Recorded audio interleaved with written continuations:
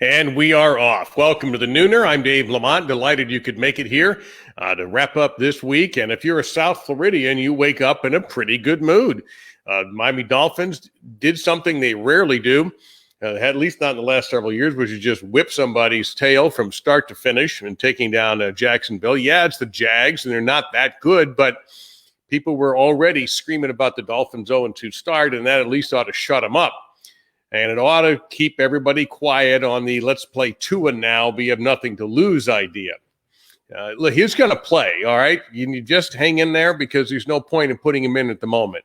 Not if Ryan Fitzpatrick can play like that. Yes, he had a lousy first game, turned the ball over 3 times. He got better against Buffalo, and he looked outstanding last night. So there's really no big rush. Is there now?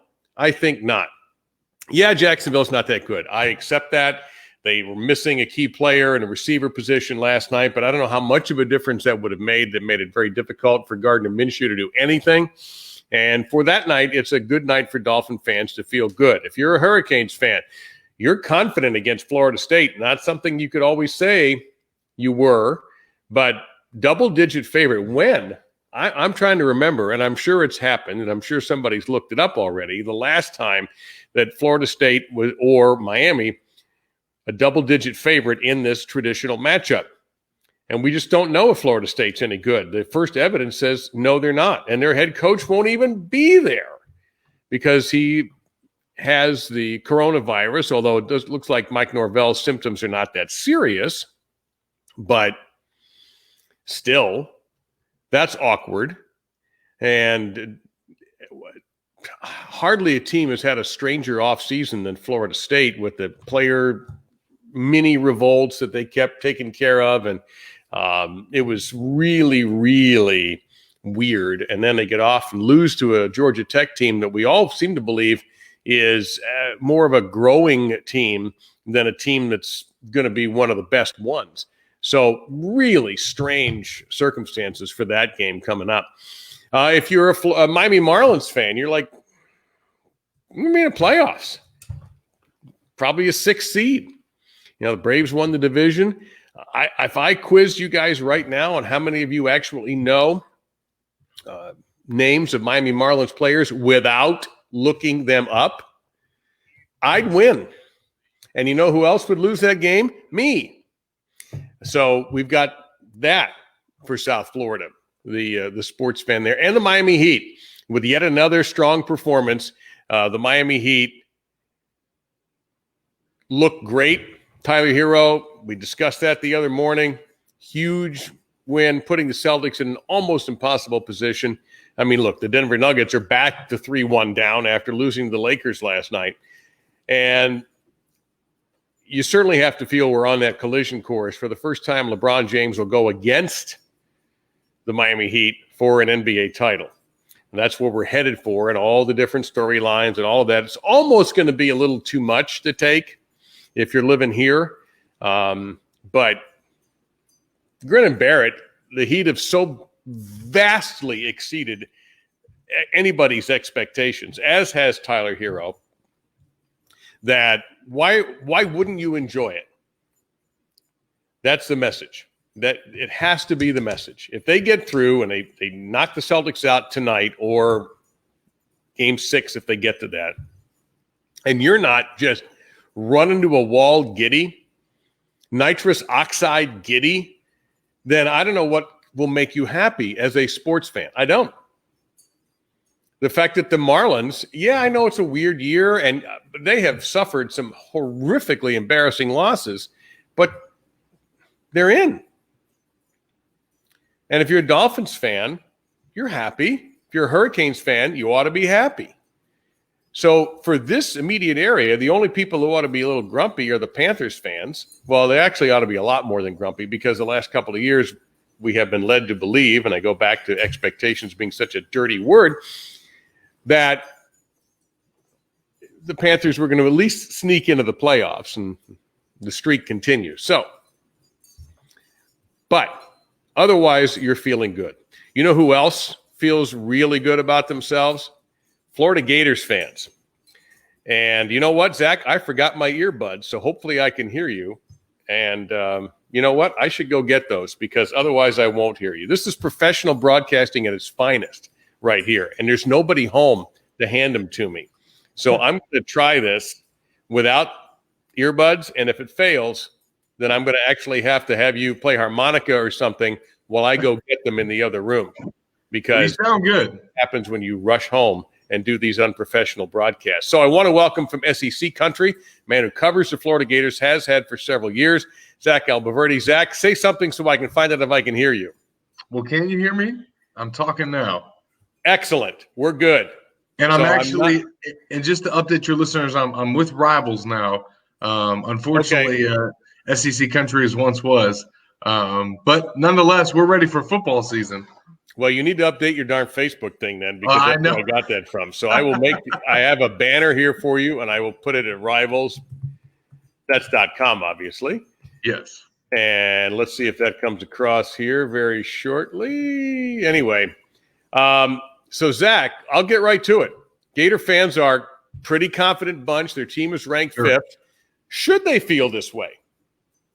Yeah, I mean, of course, I think coming off of an 11-win season and bringing back a lot of the starters that Florida did, a lot of the staff that Florida did, and then also, I mean, let's be honest, in a COVID year and all the things that happened during the offseason, the teams that have returning coaches, the teams that have the returning starting quarterback are going to be better off and better suited to have success in 2020. And Florida is one of those teams that fits that criteria. So I think that the confidence that you're seeing from Florida fans and the expectations certainly from the players and coaches is well placed. And if they are able to keep their COVID numbers down, which they've been able to do the last couple months, and then obviously stay injury free, they're going to have a chance to compete for a championship this year. And they certainly, I mean, obviously they were able to compete for it last year and just couldn't beat Georgia.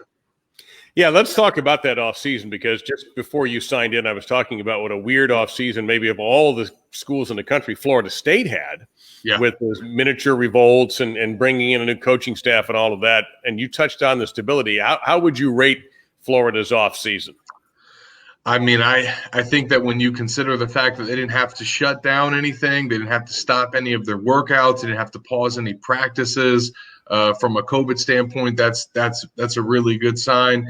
And then you mentioned all the changes from other teams that they're going to go against this year that have new offensive coordinators or simply new assistant coaches. And that staff turnover, those schools not having a spring and a full offseason to implement a lot of what they want to do schematically to have their installs, that's going to certainly hurt those teams going into this season. Whereas Florida's going into year 3 with Dan Mullen and the staff. Everybody's back on the defensive side of the ball. And then you got one new assistant on the offensive side who coached with Dan Mullen at Mississippi State. So everybody knows him. Everybody knows his program, expectations, and that certainly helps Florida going into 2020. And your expectations sometimes begin with your quarterback, and Florida seems to have a really good one, maybe even a Heisman candidate in Kyle Trask. What does he need, or what did he need to improve on from last season as he gets ready to play Saturday against Ole Miss? Yeah, some of the things that he talked about was just knocking some weight down and being a little bit more mobile. He felt a little heavy on his feet last year. And at the end of the day, this is a spread system that Dan Mullen has. And while you don't have to necessarily be a dual threat or run, if you are able to do that, it helps the offense go. And I think that's something Trask has realized.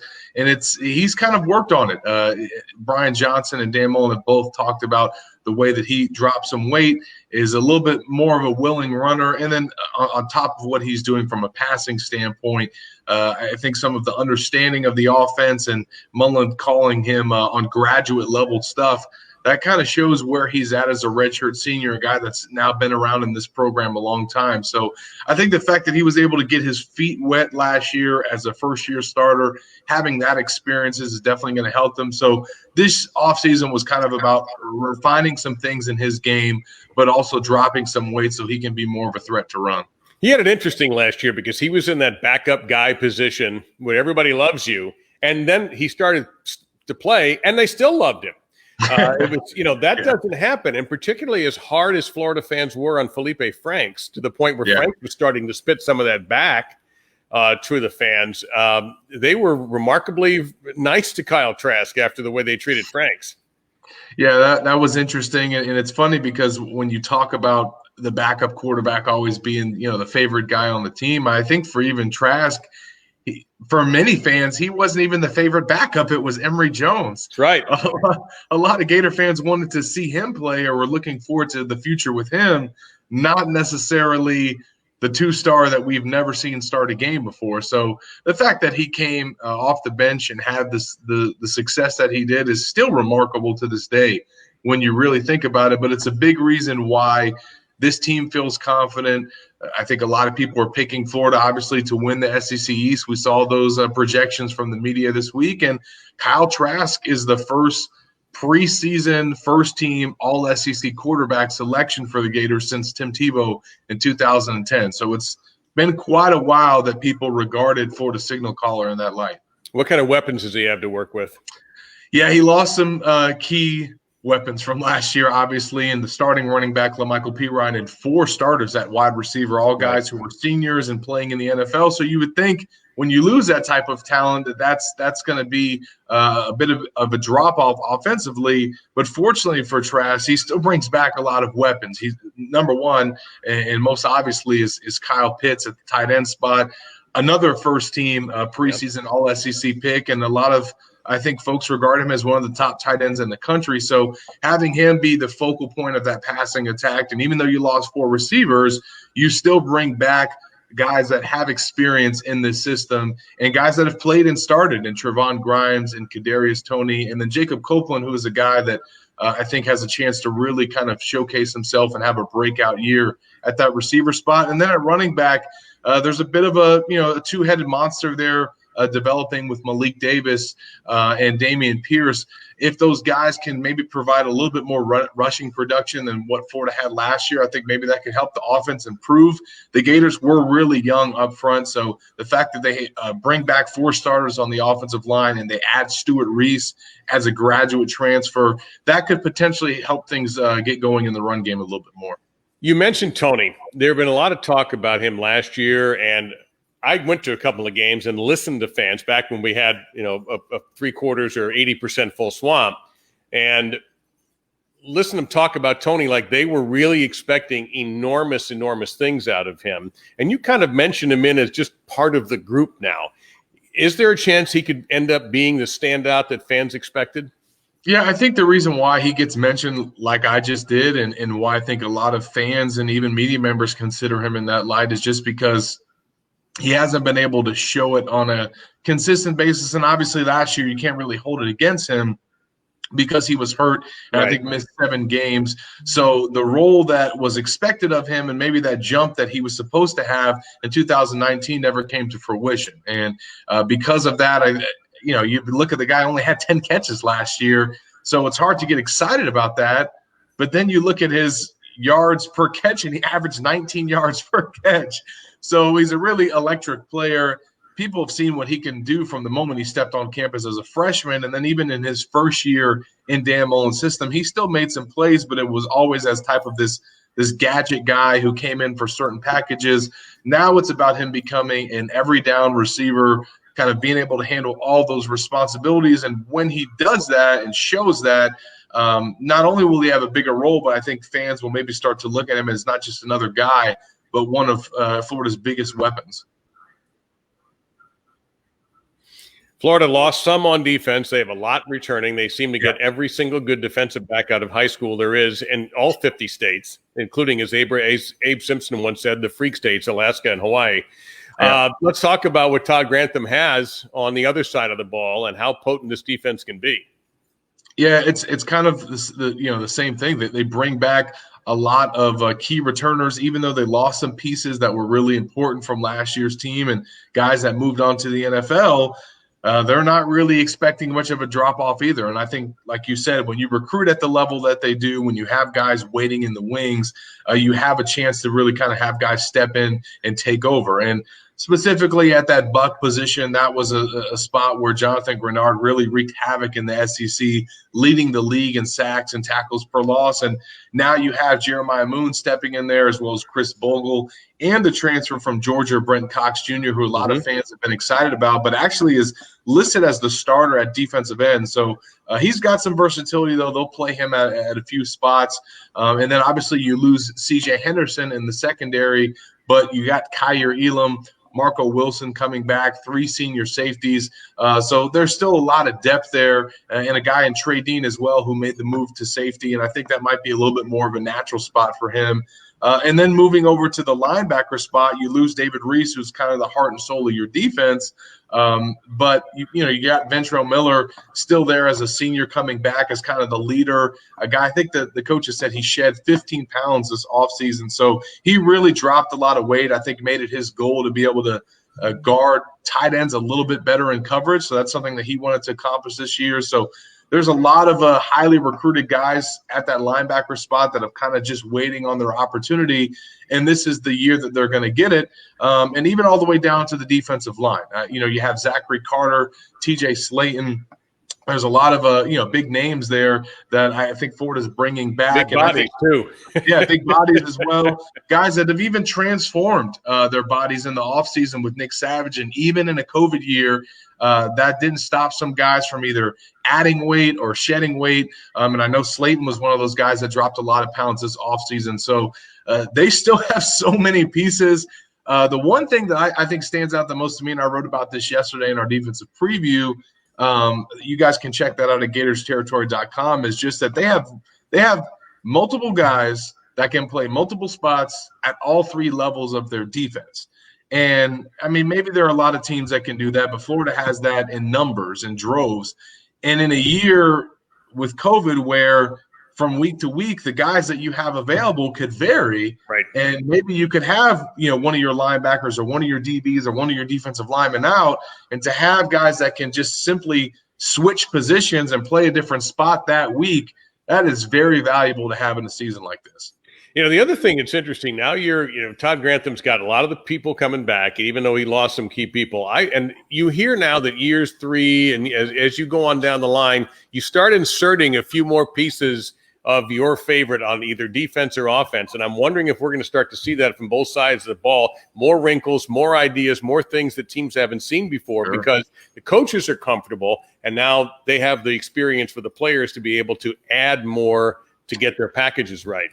Absolutely. Whereas other teams are, especially if, we mentioned all the changes on the offensive side, there are teams that have new defensive coaches as well. And they're just trying to get those guys to learn the playbook and get the scheme down, not add more things. And now you're in year 3 and these guys kind of know Todd Grantham's defense like the back of their hand. That is really advantageous. And it's some things that they can do, I think, from week to week. To throw some packages at offenses to maybe throw them off. And that's something that Christian Robinson, the linebackers coach, talked about, is part of that versatility and moving guys around and having so many different packages within their scheme, is they don't want offenses to be able to get a beat on what they're doing, or just maybe see who's in the game and be able to predict what they're going to do with the defensive call. So it's something that is really a staple of Todd Grantham's defense, and we're certainly seeing it this year. Well, let's talk a little bit about somebody that you and I both know, and you were kind enough a few years ago to write an article about our family's relationship with T.J. Slayton, the now starting defensive tackle, whose name is popping up on draft boards. Without having been a true starter, he started a handful of games his first 3 years. What is it about his potential that is exciting the NFL to where he's a second-team All-American Sporting News, and this really is going to be his biggest opportunity as a starter in his senior year? What gets folks excited about him? Watch him dunk a basketball. I have. That'll get you excited, because the reason why, as you know, Dave, is most guys that size can't do that. They can't move like that. They can't jump like that. They're not that athletic, and TJ's been like that forever. Even before he dropped all this weight. Now, I didn't even recognize him in one of the pictures that I saw from practice. He was wearing 56, but he looked like an offensive lineman, one of those tall, lean tackles, not necessarily a nose tackle. But he's really done a good job, as you know, of buying into Nick Savage's program. Everything that I'm sure he's had to do from meal management standpoint to losing weight, all the things that he's had to do. He always had the ability there, always had the talent. I think obviously that was evident from the skills and playing basketball and what he could do on both lines of scrimmages. But now to have his body and to be in the best shape of his life, and then to have David Turner as his position coach, a guy that has produced so many NFL defensive linemen, to now help him refine his game. And he's going to have an opportunity to really have a breakout season because of, some guys that Florida lost at that defensive tackle spot. And he already was showing those flashes last year of a guy that really had a high ceiling. And I think this is his year where he really puts it all together and gets showcased in Todd Grantham's scheme. So clearly you are buying the Gators this year. Who in the SEC, besides the most obvious, which would be Alabama, who else would you be buying futures for this year in the SEC? Yeah, I mean, it's tough. I'll be honest, David. It's tough to buy a lot of these teams because a lot of them have so many changes. I'm not going to be sold on Georgia and LSU until I see it. Now, I don't necessarily think that they're incapable of making another championship run, but there's just too much uncertainty, too many new pieces for me to really feel like they can go out and do that against teams that do bring so much back. Honestly, and I wouldn't call them out of left field necessarily. A lot of folks want to see what Auburn can do because they bring back their quarterback as well. But Texas A&M, I think with Jimbo Fisher and Kellen Mond, I don't know if they can challenge Alabama, but I think that they can be a really good team.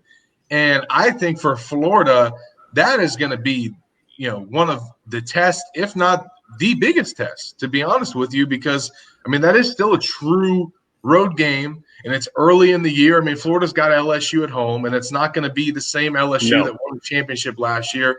And they're going to play Georgia and Jacksonville, which – there's so much that's going into that matchup, but at the end of the day, it is a neutral site game. And Georgia's not bringing back their quarterback, and they're not bringing back a lot offensively, whereas with Texas A&M, that is the same show. It is Jimbo Fisher's offense. It is Jimbo Fisher's quarterback, and they're going to present a challenge for Florida early in the year on the road. I know it's not – they're not going to face the 12th man, right. But that is – I think we'll find a lot about what the Gators are and how far that they can go this year. It's interesting you mentioned A&M because I think it was this morning I just read something that said they are the most overrated team in the SEC. So it just shows you the variety of opinions you're going to get since we haven't had the rubber meet the road yet. We're finally going to get around to that. And they may end up not having a great season simply because of the division that they play in. But I just think if you're looking at going into this year, what are the boxes that you can check that make you feel good about teams? When you have a returning quarterback who's really good, like Kellen Mond, and when you have staff continuity or familiarity, that is really going to be important in a year like this. But you still got to go out and play the games, obviously. And as soon as you talk about familiarity and staff and continuity, you have none of that with Florida's opponent on Saturday in Ole Miss. We know Lane Kiffin kind of, and we think he's a more grown-up Lane Kiffin than the guy who was at Tennessee. And then, of course, Tennessee got so dark at one point they were actually hoping he would come back. And of course, that's right. We now know he'll be back, but on the other sideline. So what are you hearing about? I know he's going to play two quarterbacks. That's come out. What else have you heard about Ole Miss that maybe the Gators fans are going to watch Saturday on ESPN going to see? Well, obviously, it's a couple Gator storylines there, obviously facing their former quarterback commit, Matt Corral. So a guy that the staff has a little bit of familiarity with, but more so with Rice Plumlee. He's a guy that came and camped at Mississippi State when Dan Mullen was there. So, kind of familiar, obviously, with him. But then DJ Durkin on the other side of the ball, former Florida defensive coordinator and interim coach, now taking over as the co-DC. So it's been a lot of different films and different teams and stuff that Dan Mullen and his staff have had to watch to try and get prepared for this game, because obviously you're checking out the personnel from Ole Miss to get a feel for the players and what they do, but then you're having to watch tape on Lane Kiffin. And as Todd Grantham said, he had to watch tape on his offensive coordinator. He had to watch tape on his offensive line coach. And then the same thing for Florida on the defensive side of Ole Miss. They have Durkin and they have co-coordinators. So they had to watch so much film this offseason to get ready for that team, and it presents a lot of unknowns. I think the thing that is most challenging, or what you're going to have to watch out for, is offensively. I do feel like with Lane Kiffin calling the shots and taking over, trying to revamp that offense, that they're going to be able to do some things. They're going to throw some wrinkles at Florida. Who knows? They might even throw the kitchen sink. But between Elijah Moore, Matt Corral, Rice Plumlee, those three right there and what they can do and kind of their dynamic skill sets, Florida's going to have to account for those guys on Saturday and kind of take them out of the game. Zach, big picture with college football. Now that everybody's going to be back, albeit at different times. Sure. Are you okay with all the major conferences, the so-called Power Five, being eligible for the CFP, the College Football Playoff, even if they don't play as big a schedule as, say, the ACC has or the Big 12? Yeah, I mean, that's a great question. I think that's obviously we're probably going to get to that point, because I don't think we're going to see a scenario where every major team that's in contention is going to have the same amount of games played. And I don't even know if they start at the same time. No, I mean, the Pac-12 starts the last of the bunch. They're only going to play 7. The Big 10 is 8, right? So, but even during the year, I mean, we don't know what teams might have games canceled. There could be some discrepancies and between conferences and even between teams in conference. So at the end of the day, they might – first of all, I think, they have that scheduled game national championship set.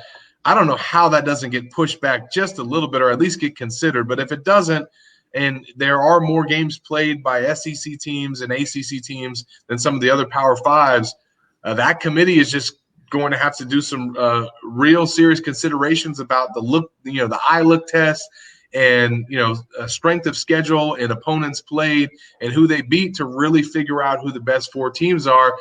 I have a hard time seeing them leaving out an Ohio State if they are dominant like they always are, but only play 8 games instead of 10.